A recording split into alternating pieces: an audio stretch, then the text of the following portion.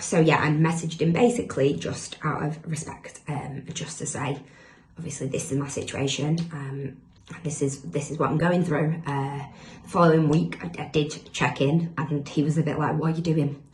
You know, this isn't, I appreciate it, I appreciate you still trying and all that, but you know, it had been a week.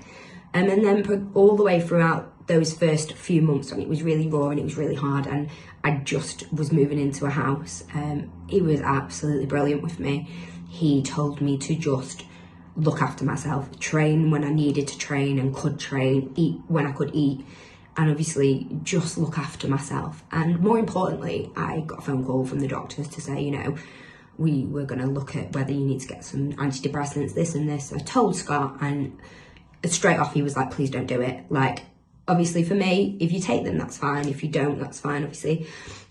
Scott was really sort of like, you know, please consider. And to be fair, I did. I really considered everything that he told me in the messages.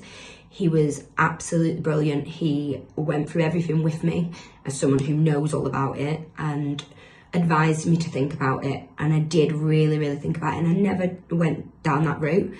I did have some herbal stuff to calm my anxiety, but I never did go down that route. But yeah, he just was brilliant through that time. And I started up like a grief page, and he was probably one of my biggest supporters at the start. He would share it all over his story all the time, and tell people, like, you know, that what journey I was going through. And honestly, I don't think that I would have got through that stage sort of with fitness and health without him. I think I would have either self-destructed or taken it too far. So I am still being coached by Scott. I check in religiously every week.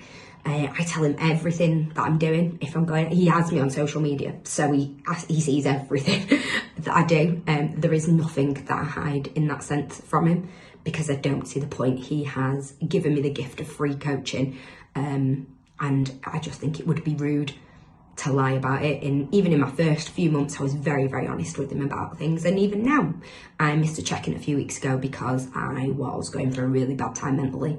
And I messaged him in the morning and was completely and utterly honest about it. And he messaged me back, and the first thing he said was, right, okay, talk to me, it goes no further than this. Because he knows sometimes I have these quite bad lows, but he's always there to give me that help, to give me that conversation, and to be brutally honest. Even sometimes when you don't want it to be brutally honest, it's what you need to hear.